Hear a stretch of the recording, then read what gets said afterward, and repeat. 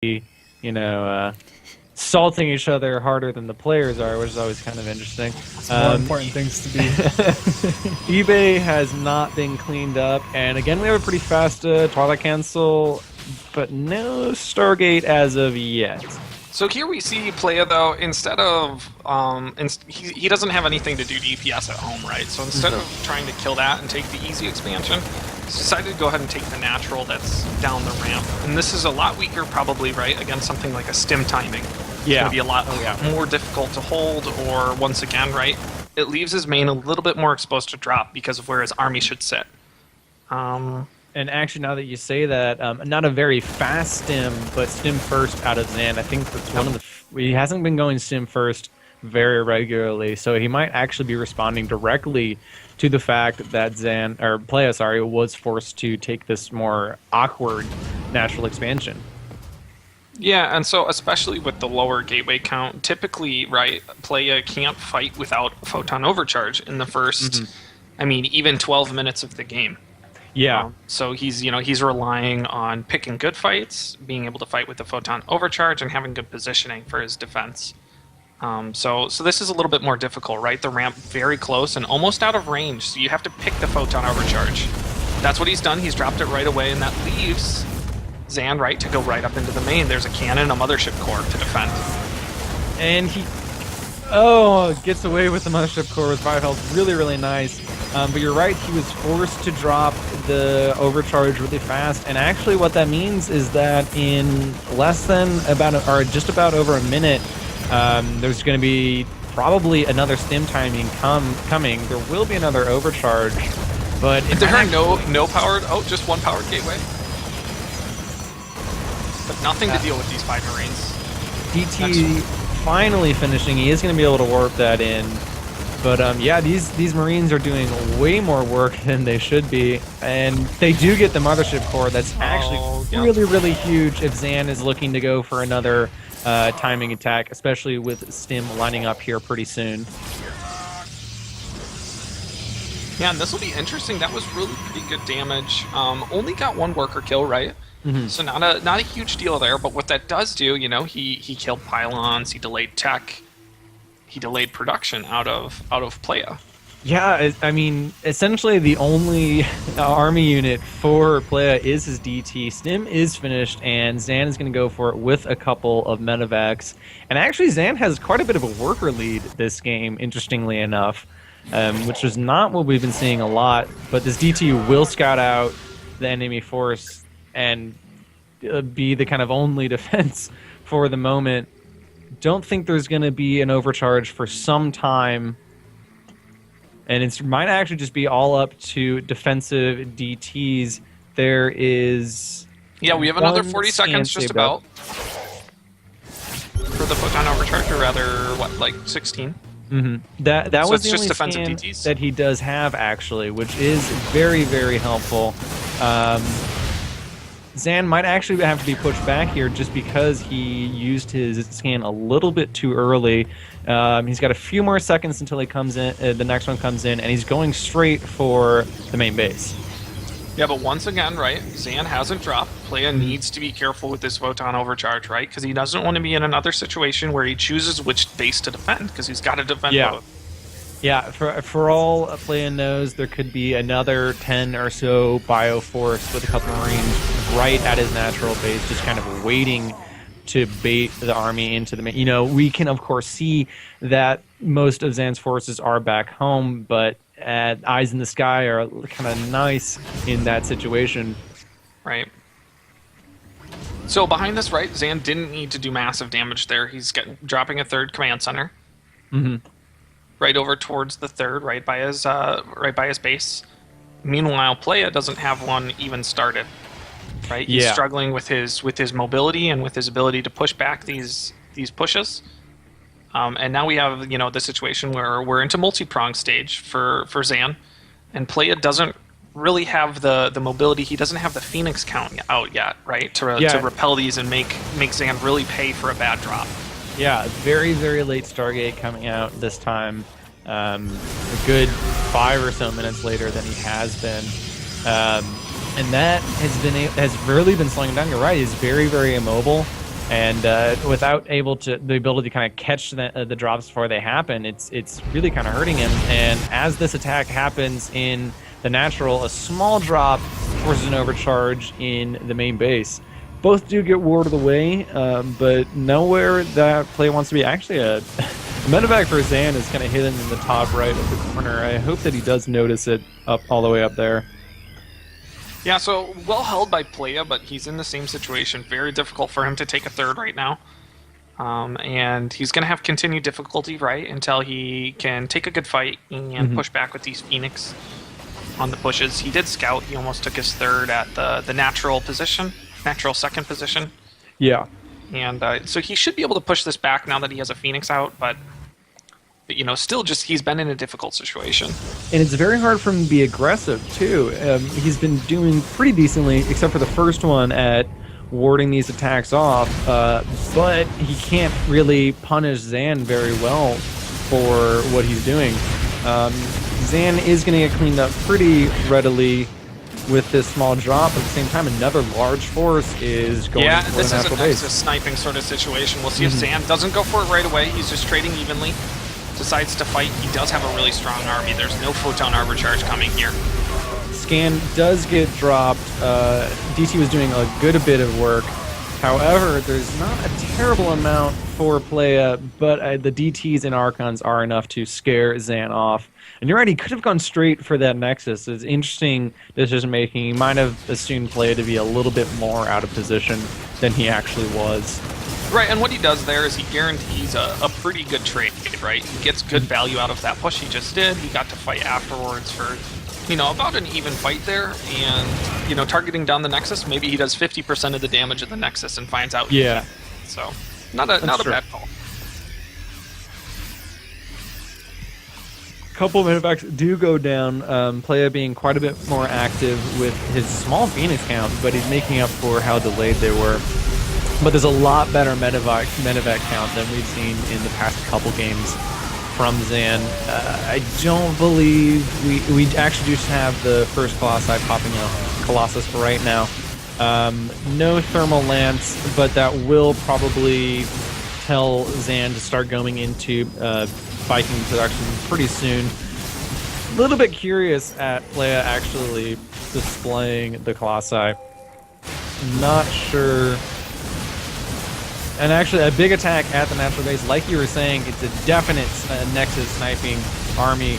He gets the natural, I guess, third base at this point very, very well, and might actually be able to get one of these Immortals almost for free. Yeah, so really good trade. Regardless, right, he shuts down the income of Playa. Playa doesn't like to be in that situation. He likes to be the economically leading player, right? Even if that means that he's just scraping by on his army. And right now he almost needs to take a good fight or do economic damage on his own.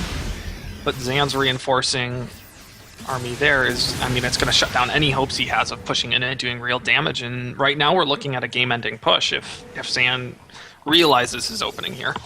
Yeah, absolutely. This is a really big Bioforce. Not the hugest amount of medevacs, but it shouldn't be a problem. There are at least one... There's actually two Colossi, but with some decent micro, they can be maneuvered around pretty well. Almost gets a free Archon, actually. Nice version of the scan by Playa. Actually does walk into it at the last second. Oh, and a terrible fight for Playa. Zan gets to deny any base he chooses, right? And if he scouts it, he gets to deny that fourth. Yeah. And Playa just can't fight this, right? So Playa's hope is that Zan makes terrible mistakes and he gets a beautiful trade. But the army supply is just way too out of control for Playa. There's 3 Colossi can do a lot of damage, but I don't think they have Thermal Lance. There's nothing on the ground to keep him alive, and that is GG for Game 2. It's tied up. We're going into a final game of the final series of the final day of this finals. That's a lot of finals, and we're just going to see, it's going to come down to this last game. I really want to see someone just go like crazy, like all in, like 6-minute pull the boys kind of thing. I actually really don't want to see that because that would probably lead them to losing. But unless it means that they win. That's true. there is the other outcome of losing. But yeah, that was a really, really well played game by Zan. The problems that he was having from the first game on the map that I forgot already, Overgrowth. I want to say Overgrowth, that didn't sound right. He really kind of made up for them this game, and it's just going to come down to who can kind of pull out their small, very minute deficits. Can Playa overcome his kind of weakness against some drop, or can Zan kind of have this small weakness against the macro potential of Playa? We've actually been trading off who can get the better hand kind of consistently. It's going to be really, really interesting to see this final game. Yeah, it's too hard to even come close to calling. I mean, yes, Zan near the end of that second series was looking quite confident and competent and really kind of getting his steam going, but then Playa comes back and takes game one of this next series that we have, and Zan again able to just bring it back to a tied up series, and now it's the ace match of all ace matches for this this tournament. There's nothing else after this. There's no extra chances. The only thing we can ask for more is an hour-long base trade. It's going to be real intense until like the last second. It's like one Zealot fighting one Marine. It's going to be great. Oh boy. That'd be quite intense. But I guess Catalina, what's the win rate of these players against each other in Catalina? I think Zan beat Playa at least once on here. Twice, I believe. Twice now already? Yeah, oh boy. Truly, I would never want to be the Protoss on Catalina in the ace match, or really any match, especially the way that Playa plays. He really likes this kind of, not death ball, but just kind of get a strong tech-heavy army that really has weird AI and pathing. And Catalina really likes to screw with everything that's not Marines. Sure. Also a great map for doing the kind of drop play that Zan really prefers. Yeah. Being all over the place, having three pairs of medevacs even out as we've seen in a couple of instances. So totally understated though. Great all-in map for Protoss in all matchups. Really? The potential for proxy Stargate. There are some beautiful proxy Stargate locations. Yeah. If you go to, I don't even know what base you would take it at. I guess the natural fifth of any of the natural spawns, and they're at the close by air location. Really great proxy Stargate locations. Yeah, now that you say that, I actually do remember Holt playing against Puck, I think, in the WSS qualifier, and his first Marine walked right into the warping proxy Stargate.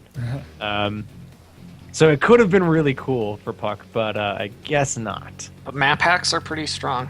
Yeah, especially when alternatively, Blink all-ins on this map can be really bad, but they're so bad that people don't expect them, and they're good again. And we've seen a Reaper opening every single game into an early factory. I mean, relatively early factory. So I think it'd be super strong. So let me go ahead and I'll kick off the first introduction. You guys can take the next two. But spawning in the middle of the map, loud and proud, it is the octopus. I love that octopus. I was kind of curious what you were saying, but that would mean that there are two left, and that's where I got confused. Because in the top right, the red Protoss with the I Teach flag going up, it's game point. He lost the last game. His name is Playa.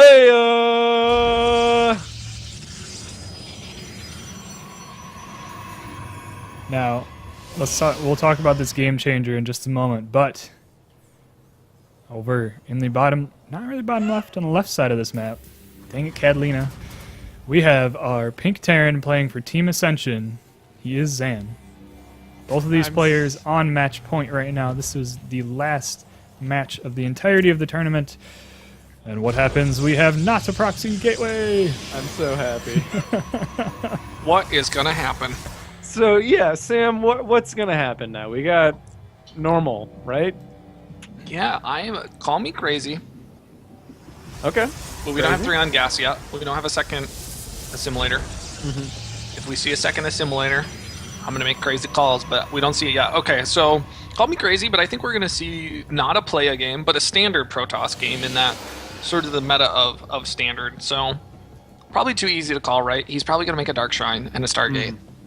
So I'm probably going to be wrong, but this, I mean, it looks so far like a gateway-based opening. Sure. Well, either into Twilight or into a relatively early for Playa Robo. Well, Artosis, you can call me tasteless because I think I like that idea and that thought process there. You're right, it is not a very fast second gas. It's an interesting choice. The Reaper is going to come out. And yeah, I'm really interested. We're just going to have to see if it's going to be another fast Twilight Council. Base is under attack. But I'm not sure.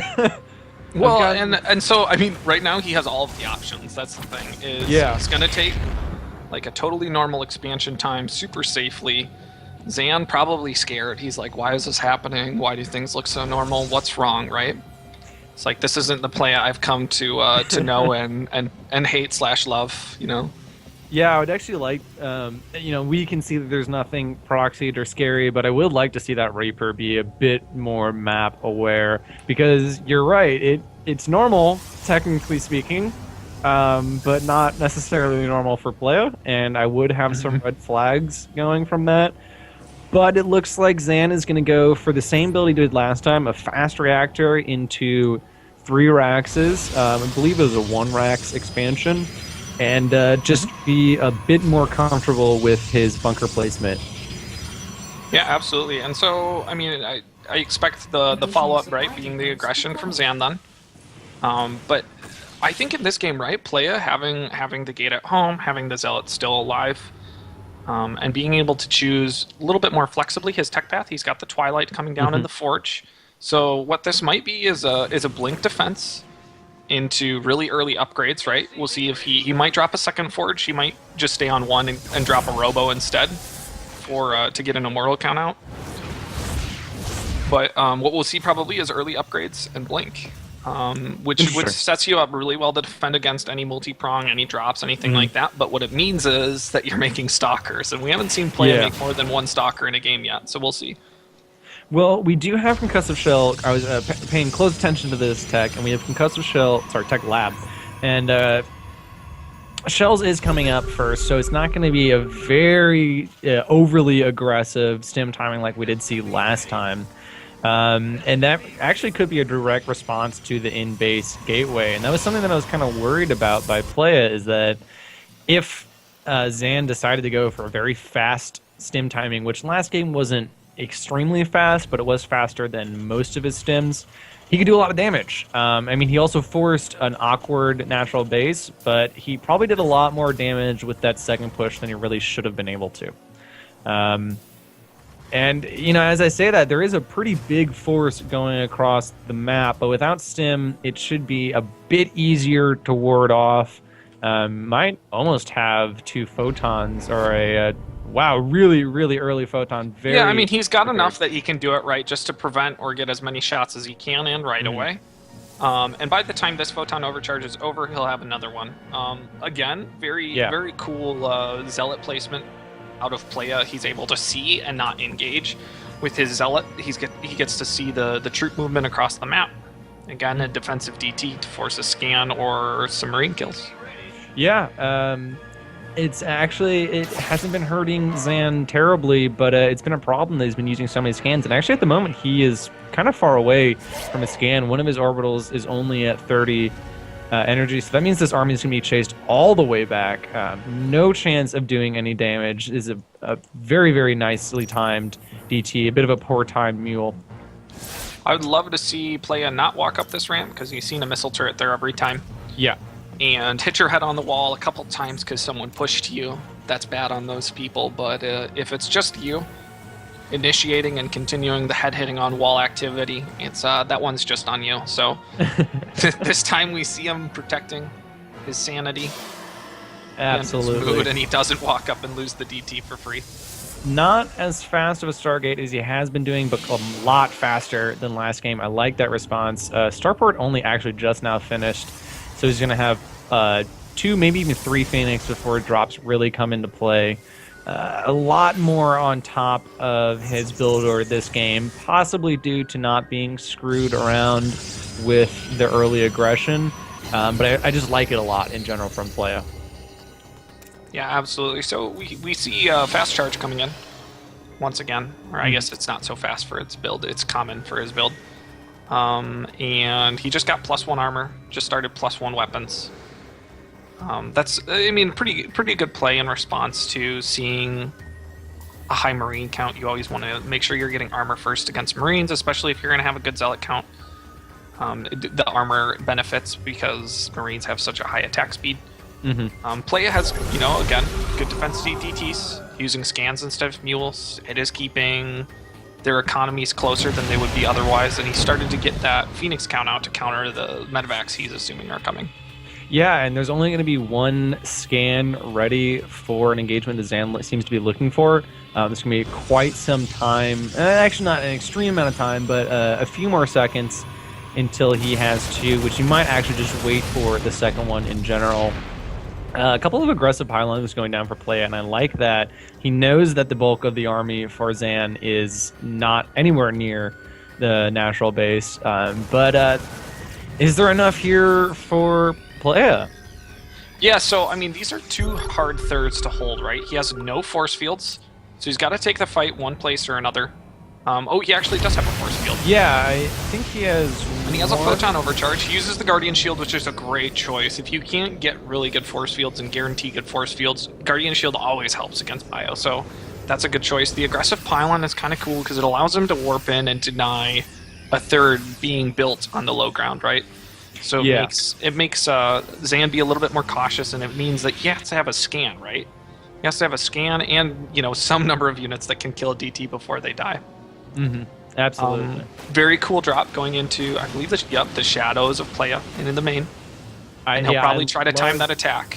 I love the really big, I hate the really big main bases when I'm playing it, but it's really fun to watch. Immediate recall, but that means that this other drop for the third base is going to be really, really well timed. There's only 1 cannon here. He's got 4 Marauders here, right? So the cannon's no problem, and it means he's going to do decent damage at a decent rate to the Nexus. Not a huge risk. But we'll see what Zan decides to do with the rest of his army. Oh, he sees he's drawn Playa to preemptively go back to the main. And it means he shoves up with the whole of his force into the third. And this third base should be able to be cleaned up pretty well before. What does he do? He's trapped. He's got to either pick up and try to go to run or go into the base. Or he takes a bad fight. He does pick up. Picks up with the bulk of his force, and looks like he's just going to go right out. I like that decision. He did take a bit of losses, but a Nexus plus 12 probes is not the hugest thing to lose a few bio for. That being said, a really fast DT before the third base gets set up for Zan.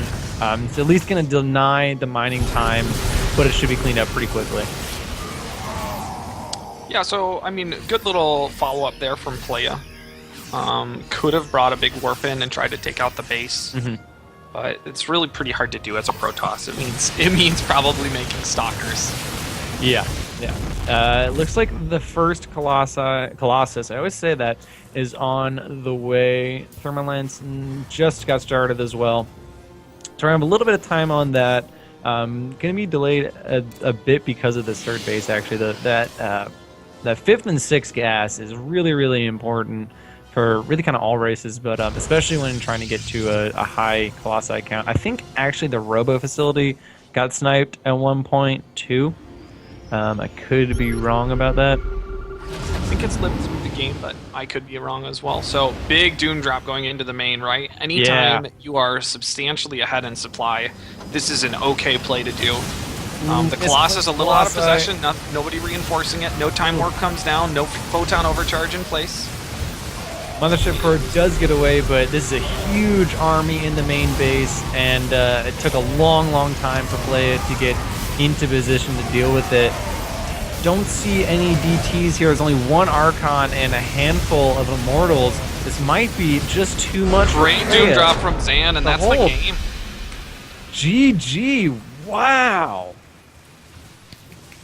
Really, really good recognition of where he was in the game. He saw that he was ahead, saw that he could blow some resources and some supply, and he took a great fight there. Playa was really out of position, and it was a great way to end out the game.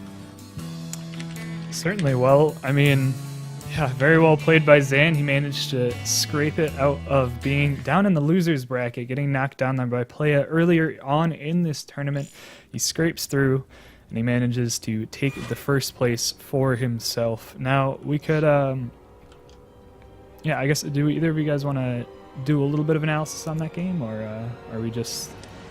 Yeah, certainly. I mean, we could talk through it. So, Playa once again, right? He does the craziest thing all the series, right? And all of their nine or 10 games. And he builds his first gateway inside of his base. And from there, it lets him a little bit more comfortably hold, right? He doesn't take any damage. He doesn't lose that gateway. He wasn't getting a ton done with it for the most part. So it's not a bad call, but he goes through most of the same tech steps. In that game, Yeah. it was just a matter of Zan did a really good job of, while dropping somewhere, right, he did a really good job of pressuring somewhere else or dropping somewhere else at the same time. Got into a bit of mind games. You know, Playa has to make some guesses there, right? If he doesn't move back towards his main, he's in a bad time. And anytime that Terran snipes one of the first 3 Nexus in the game, it puts him at a huge advantage there. And so he does a great job of not only doing that, but cleaning up a lot of probes with that pressure. And then he doesn't take huge losses. It'd be one thing if he lost that whole army because of that move, but in fact he got the majority of his army out, and from there it just was a matter of stabilizing, right, maxing as quickly as he could or getting up to a high supply and then pushing across. He realizes how far ahead he is, and he doom drops to force a fight. And just really cool play across the board. Playa not able to keep up or get the Phoenix count, you know, the other units that he needs to be able to deflect between, you know, the long distances by ground between his third and his main. But Yeah. really cool games by both players. Yeah, absolutely. I mean, I don't really have any much else to say other than Playa just could not keep up with the drop play, and that's what he was really kind of his Achilles heel throughout most of these series. When he was able to, he had pretty substantial leads, but Zan was just all over the place. You know, we mentioned it's a pretty good dropping map, and yeah, you're right. He just took these little leads and then took bigger and bigger leads, and eventually was just kind of striding across the supply gap. Certainly. So, I mean, congratulations to both of these players. Congratulations to Absolutely. all of our players, actually, in the Midwest Cup number 4. It's great to have a pretty decent turnout. I mean, it's a little harder to get online tournaments to really get the hype that you know, sometimes you might like from them. But hey, we had, you know, 16 fun players come out, a lot of fun games, a lot of fun banter between players, and I think even the stream doesn't see it quite as much, but there's a lot of, you know, player chat between everyone, like after their games are done. You know, a couple of people I think found some practice partners, a lot of good stuff like that. And so I'm going to hop over into the results that we have actually for the Midwest Cup. Kind of going to go over. We also had our, you know, we're recognizing the top finishers by the league that they're in as well. And so bronze and silver, I don't think we had any competitors for it. I think we had a silver player signed up. I don't know if he actually made it to checking in and that sort of thing. So such is life.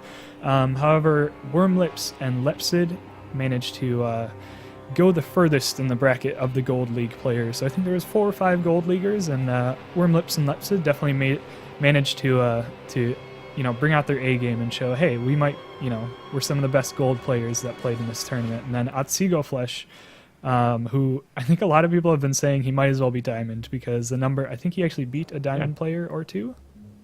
I believe so. And he yes, he did. Really pulling out the Terran there and showing that, you know, he's definitely on the up and up. Rexa and the Czar of All finishing the furthest along for the Diamond players that we have here. And then finally Hypernia wrapping it up as the furthest playing Master League player. Back up into the big results, though, the first through 4th place. In 4th we had Otsego Flesh Wrapping up 4th place, kind of sneaking by in there with another player just kind of dropping out a little bit suddenly, such is life. But then we have Warren, the Zerg, the Grandmaster Zerg player, finishing out 3rd place. Playa, the Grandmaster Protoss player from Missouri, and Warren's from Ohio, I believe. I'll have to double check. I don't trust people from Ohio. I think he's from Missouri Seem too. nice, yeah. Either Missouri or Ohio. I think he's from Missouri. Okay. And then also Playa from Missouri, finishing out 2nd place. And then Zan from Minnesota, representing the Terran, perhaps the OP race. The OP state to live in, maybe. That's my personal bias. And pulling out that 1st place victory. So we've got the $200 prize pool distributed down to these 4 players.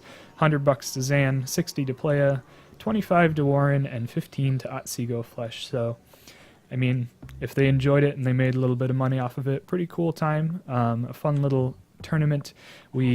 Again, a reminder that this is the Midwest Cup. This is the 4th one that we've run. We do this every other month on the last weekend of the month. So the next one should be, somebody needs to bring up the dates for March. maybe March, but it's, I don't know what the day is. Last weekend. March 27th through the 29th. Sure. So 27th to the 29th. It has the potential of being 3 full days, Friday, Saturday, Sunday. We just do Saturday and Sunday if there's like less than 32 or so people. It's just how it goes. Free to enter. Anyone can enter. Anyone can sign up. Well, you just have to be from a Midwest state. And so I think that's most of what I want to talk about it. Basically, the post will be coming out on Team Liquid is kind of the main place where I organize a lot of this stuff. If you want to keep up to date as to when those posts and registration will be coming out, you can follow me on Twitter at Nivex706. I will or follow the stream. True. Yeah.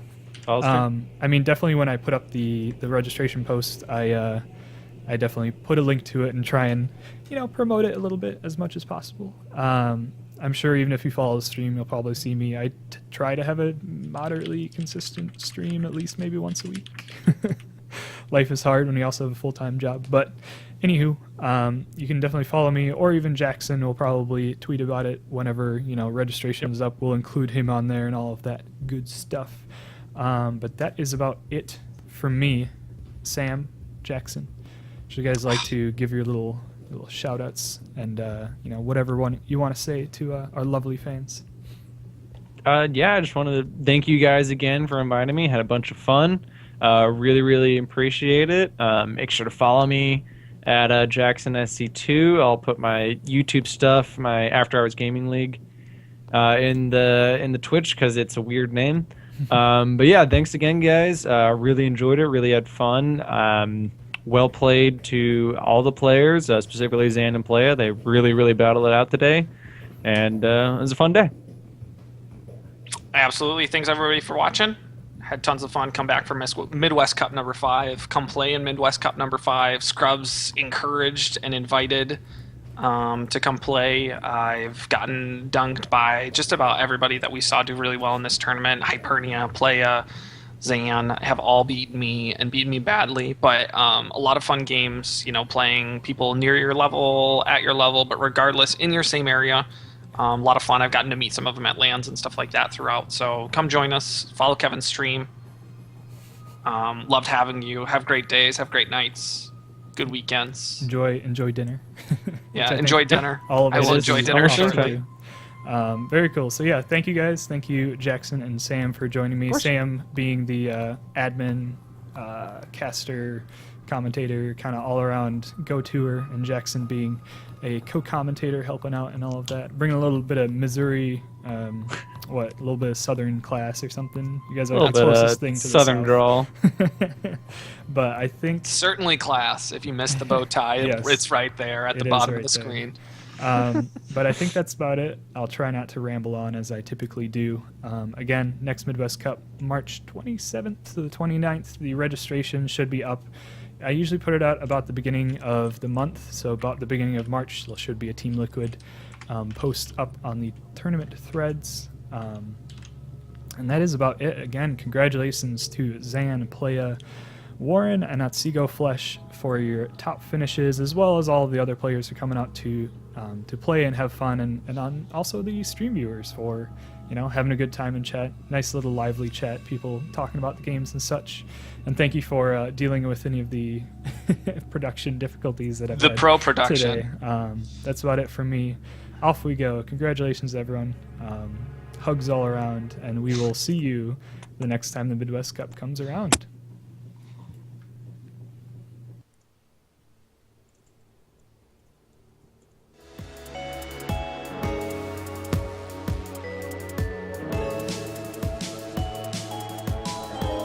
Click clack, click clack.